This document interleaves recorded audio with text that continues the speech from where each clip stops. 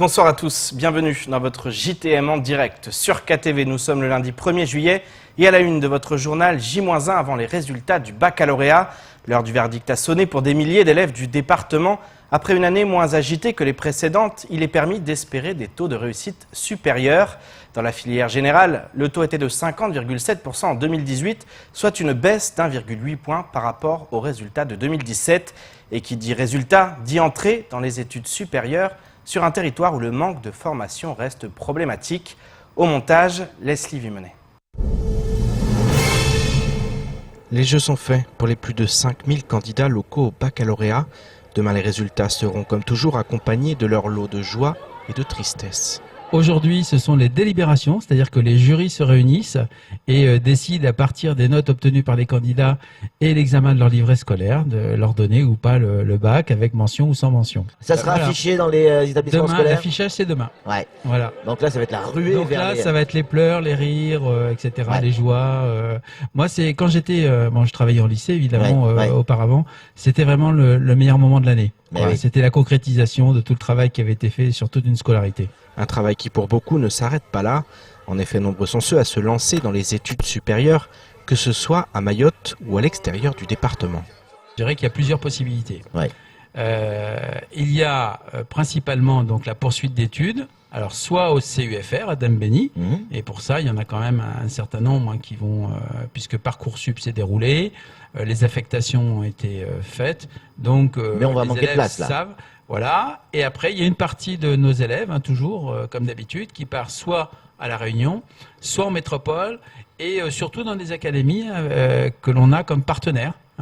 Et certaines de ces académies, d'ailleurs, ont un médiateur spécial, un coordonnateur du conseil départemental qui est chargé de les accueillir, de les acclimater et un petit peu de les aider à rentrer dans ces études en métropole. Et on a toute une frange d'élèves qui vont évidemment qui retournent dans nos lycées, dans les BTS. Problème, un grand nombre de formations ne sont pas disponibles à Mayotte.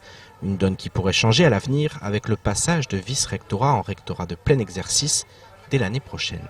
Nous allons devenir rectorat au 1er janvier 2020.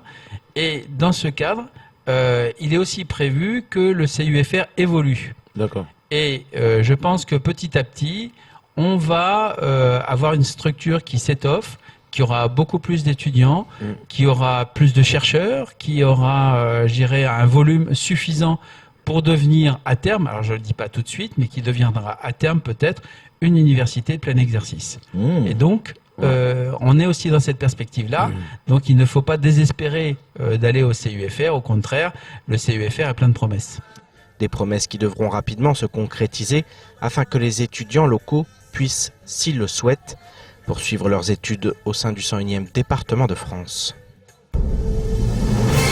Et le directeur de cabinet du vice-rectorat est également revenu sur la colère des parents d'élèves du collège de Mtsangamouji. La semaine dernière, les parents ont envoyé un courrier au ministre de l'Éducation nationale. Ils réclament des mesures pérennes afin de sécuriser cet établissement scolaire au plus vite. Le directeur de cabinet a reçu une délégation de parents afin de les rassurer sur la rentrée prochaine. Écoutons Didier Corret lors de la matinale de Coésie. Nous avons notamment aussi annoncé aux parents que leur collège il va être rénové. C'est-à-dire qu'il y a eu un concours d'architecture, que des espaces nouveaux vont être créés, un beau bâtiment sciences va être fait, le plateau sportif va être couvert, il va y avoir un réaménagement de la desserte des bus, il va y avoir une nouvelle restauration collective en liaison. Et tout ça, ça va éviter ou limiter les agressions ou les violences aux abords des établissements scolaires ? Bien. Premièrement, ça va permettre aux élèves de mieux se sentir dans leur établissement. Et à partir du moment où les élèves se sentent mieux, je pense qu'on a davantage de cohésion dans la communauté et ça permet de le mieux vivre, parce que c'est ce qu'on cherche. Et ce mieux vivre va peut-être permettre aussi qu'il y ait moins de, de problèmes d'agression et surtout à l'extérieur de l'établissement. Parce que ce qui se passe souvent, c'est que ça démarre à l'extérieur et puis après, ça rentre à l'intérieur, là. Autre inquiétude, les salariés de l'association Msanda, structure d'aide à domicile et d'auxiliaire de vie, sont en grève depuis ce matin. Les raisons de leur colère sont multiples. Salaire de plus en plus bas, une direction qui n'est pas à l'écoute et le retour de l'aide au déplacement. Des problèmes qui rendraient leur travail de plus en plus difficile sur une île où les prix ne font qu'augmenter. Pour l'heure, les aides à domicile et les auxiliaires de vie assurent le service minimum pour les personnes dans l'urgence. Paul Arthur Avit. Les aides à domicile et les auxiliaires de vie de l'association Msanda ont lancé leur grève illimitée ce matin. Au sommaire de leurs revendications, des aides qui disparaissent, des salaires de plus en plus bas et une direction qui n'est pas à l'écoute. Nous avons des salariés de l'association Msanda qui traversent des difficultés depuis X temps et à chaque fois qu'ils demandent aux responsables administratifs ou aux membres du président ou de la commission d'administration, ils n'arrivent pas à trouver une solution pour qu'ils puissent trouver une réponse par rapport aux difficultés auxquelles ils sont confrontés. Alors c'est tout simplement la raison pour laquelle nous avons déclenché ce mouvement. Un mouvement qui aurait pu commencer bien plus tôt. Le premier préavis de grève posé par les aides à domicile et les auxiliaires de vie date de janvier. La première fois, c'était le mois de janvier. On avait fait un préavis de grève. C'est les conditions du travail ici à Msanda. C'est la plupart du temps, les salariés disent c'est au niveau de frais de déplacement. Je suis là depuis 2005, moi. J'étais une auxiliaire de vie avant d'être responsable de secteur. Et on avait toujours le frais de déplacement. On avait le salaire plus le frais de déplacement. Des frais de déplacement qui leur permettent de rendre visite aux personnes qu'elles doivent aider, sans pour autant perdre de l'argent sur leur salaire. Le problème, depuis le changement de direction, ces aides au déplacement ont été supprimées. Ils nous ont enlevé nos frais de déplacement, donc c'est ça aussi. Il ne se prend même pas la peine de nous écouter quand on lui parle. On veut avoir des réunions avec lui. C'est rare qu'on ait des réunions. Donc on a demandé plusieurs fois, mais avec lui, il ne comprend pas. Donc lui, il change les choses au bureau sans nous expliquer. Cette grève continuera tant que la direction n'aura pas donné signe de vie et que des négociations ne seront pas entamées. En attendant, les employés assurent le service minimum pour les personnes dans le besoin. Place maintenant à l'invité de la rédaction. Ce soir, nous accueillons Abdou Abdallah Brian, le nouvel ambassadeur de Mayotte 2019. Monsieur, bonsoir. Bonsoir à tous.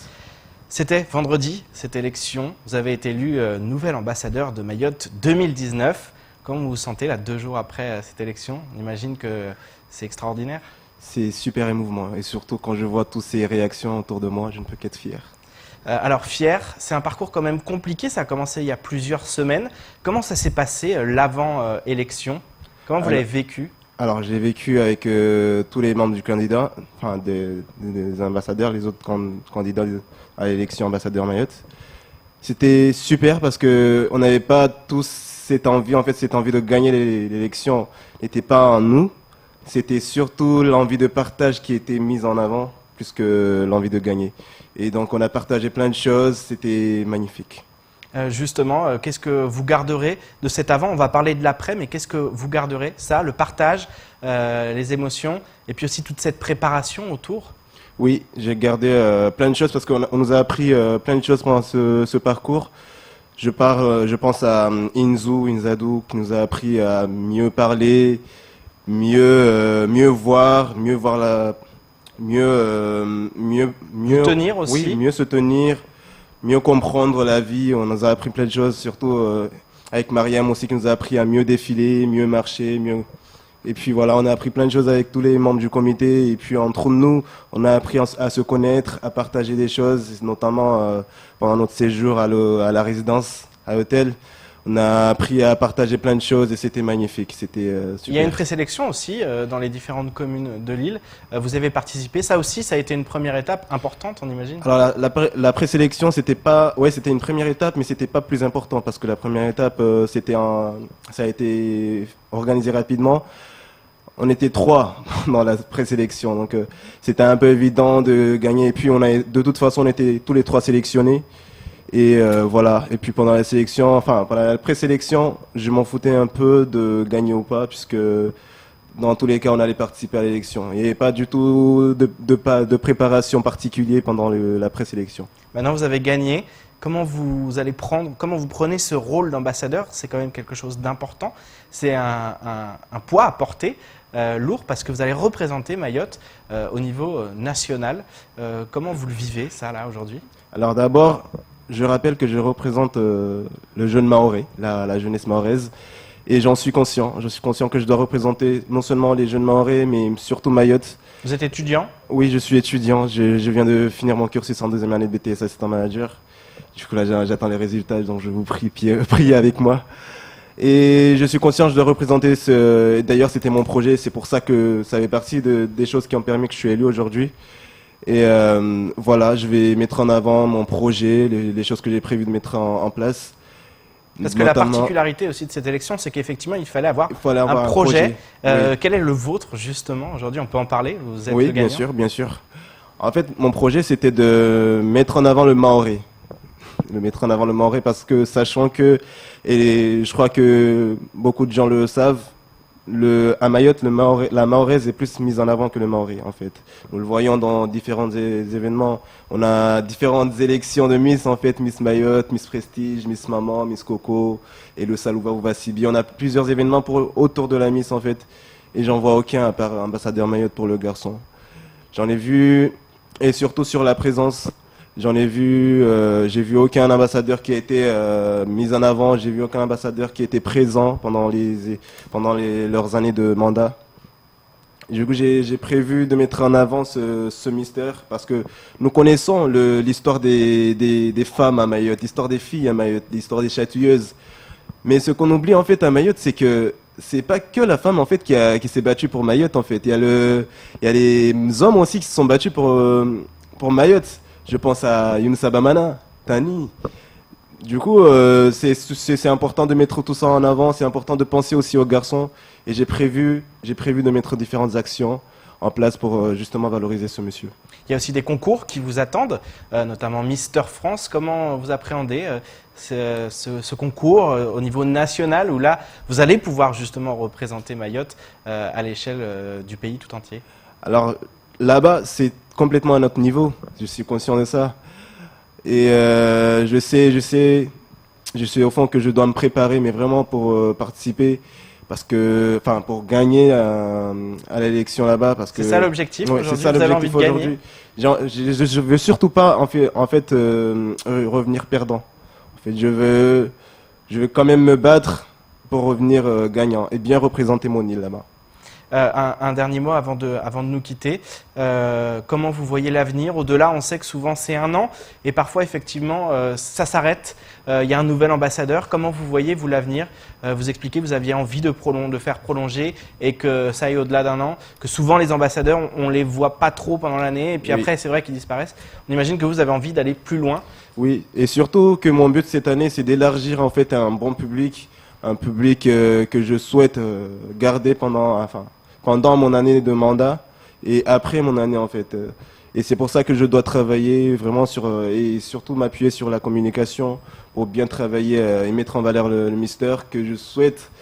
En fait, l'objectif cette année en fait, c'est de créer une vitrine en fait pour la jeunesse parce que nous voyons si la Miss en fait elle est mise si nous voyons des jeunes délinquants à Mayotte, c'est qu'il n'y a pas de vitrine. Ils ont personne à qui s'inspirer. Pas de modèle. Oui. Vous avez envie d'être un modèle Voilà, aussi pour les un jeunes? modèle pour les jeunes aussi. En fait, on a les filles qui s'inspirent des Miss pour se maquiller. Ils ont envie de devenir Miss pour des choses particulières, alors que le garçon, lui, il n'en a pas. Alors, je souhaite aussi devenir ce modèle-là pour inspirer, pourquoi pas, aux jeunes Mahorais. Et ce modèle, j'aimerais qu'il reste à vie, en fait. C'est pas seulement pour l'année du mandat. Un tout dernier mot avant de nous quitter. On rappelle les échéances, celles qui vont arriver. Mister France, ça aura lieu à quel moment? Parce que forcément, il y a des personnes qui vous suivent déjà et qui ont envie de savoir comment ils vont pouvoir vous suivre et les prochaines grandes échéances pour vous. Je leur remercie pour Le soutien pour le qu'on vous soutien, apporte. oui, qu'ils m'apportent. Et je sais pas précisément c'est quand la date, mais ça va se passer dans 3-4 mois. Donc je publierai de toute façon la date officiellement dans mes Avec le différents comité réseaux aussi qui sociaux. vous soutient, Oui, le avec comité le ambassadeur comité. de Mayotte. Je publierai de toute façon l'information dans tous mes réseaux sociaux. Et vous allez vous Donc, préparer voilà. aussi pour Ouais, cette échéance. surtout, voilà. Et il le faut en fait se préparer pour ça, parce que c'est pas le niveau de Mayotte, là c'est un niveau différent, donc il faut savoir se préparer pour ça. Merci beaucoup et on vous souhaite le meilleur pour les prochaines Merci élections beaucoup et pour cette année. l'invitation et je remercie vraiment l'équipe qui me soutient, le comité ambassadeur Mayotte et Empire Production qui me suit, mon producteur qui me suit jusqu'à maintenant. Merci beaucoup d'avoir accepté notre invitation. Merci beaucoup. L'appel du collectif des Mahopolitains, la remise en place des consignes ou encore les résultats de la course de pneus. Voilà ce qu'il faut retenir du reste de l'actualité locale. Place aux brèves de ce lundi 1er juillet. Plusieurs associations et collectifs, parmi lesquels le collectif des citoyens de Mayotte, le CODIM, les femmes leaders ou encore les mamans vigilantes, se sont regroupés en un collectif appelé le collectif des Maopolitains. Tous appellent l'ensemble de la communauté ainsi que les sympathisants du département de Mayotte à réagir et à prendre part à une action citoyenne organisée le 10 juillet 2019 à Paris. Ils dénoncent le fait que les athlètes mahorais ne peuvent pas embrasser le drapeau français et l'hymne national aux Jeux des îles de l'océan Indien, et ce depuis 2003. Le collectif critique l'inaction de la diplomatie française. Ses membres affirment que la France doit s'activer afin de faire reconnaître pleinement le département de Mayotte. Le rendez-vous est prévu sur la place Édouard Herriot à Paris, le mercredi 10 juillet 2019 de 13h à 17h. Objectif, interpeller les députés et les ministres qui viendront assister à la séance des questions au gouvernement.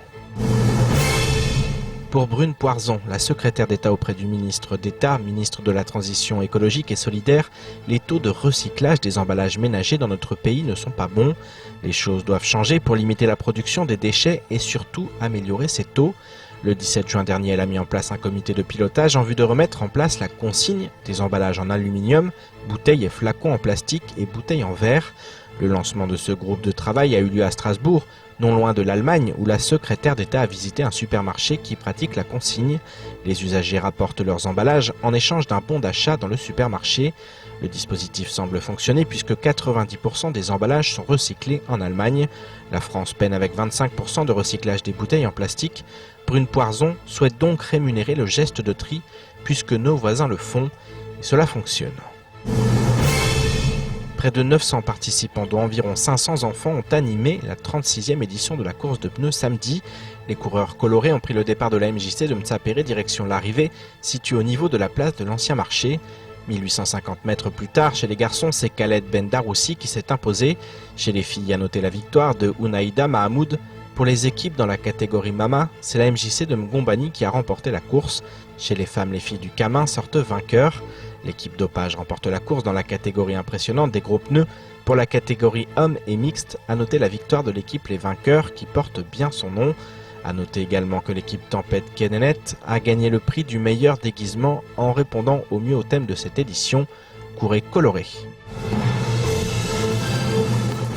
On termine ce journal avec un mot de santé. Depuis le 31 mars dernier, plusieurs cas de dengue sont signalés alors que l'île de la Réunion fait face à une épidémie de grande ampleur. En 2014, 500 cas de dengue avaient été recensés à Mayotte. Depuis, l'île était épargnée par un virus qui se transmet très rapidement par les moustiques. Plusieurs recommandations sont à respecter afin d'éviter une épidémie à grande échelle. Le point dans ce sujet avec au montage Leslie Vimonet. En quelques semaines, la RSOI a détecté une vingtaine de cas autochtones de dengue à Mayotte. Après plusieurs années d'absence, le virus est de retour et appelle à la vigilance. En effet, la propagation de la dengue sur un territoire peut aller très vite. Alors la dengue, ça ne vient pas que des animaux, ça ne vient pas des animaux, c'est vraiment vraiment le mode de contamination. Hein. Si je suis piqué, si le moustique est dans mon environnement, il me pique et il pique ma famille ou mon entourage ou mon voisinage, les personnes qui m'entourent vont également pouvoir attraper la dengue. Alors bon, chaque personne peut réagir, vous savez qu'il y a des réactions différentes selon les personnes, mais il y a surtout le fait que 80% des cas de dengue sont asymptomatiques. C'est-à-dire que si vous êtes piqué par un moustique, vous pouvez ne pas du tout avoir de signes. Pour autant, être porteur du virus et transmettre le virus à votre entourage. Il existe 4 types de virus de la dengue. Tous sont véhiculés par une espèce de moustique qui pique autant le jour que la nuit. À ce titre, l'ARS mène un important travail afin d'éradiquer les gîtes larvaires et donc de réduire les risques. Le service de lutte antivectorielle de l'ARS, c'est la lutte au quotidien. Ouais. Eh bien, tous les jours, on lutte contre les gîtes larvaires. C'est environ plus de 20 000 gîtes larvaires qui sont supprimés par nos agents et une cinquantaine d'agents qui sont sur le terrain au quotidien tous les jours. Eh bien, pour mener cette lutte, pour aussi sensibiliser la population. C'est le moyen le plus efficace, mais on peut aussi, comme par exemple aussi, se protéger de moustiques, dormir sous moustiquaire. Plus de 600 gîtes sont surveillés par l'ARS à Mayotte. Néanmoins, il est bien difficile d'éradiquer complètement ces nuisibles. En cas de signe porteur de la maladie, il est indispensable d'aller rapidement consulter un médecin. La dengue, ça va donner de la fièvre en général, hein, des douleurs articulaires, des douleurs musculaires. Comme une grosse grippe. Comme une grosse grippe, Oui. exactement.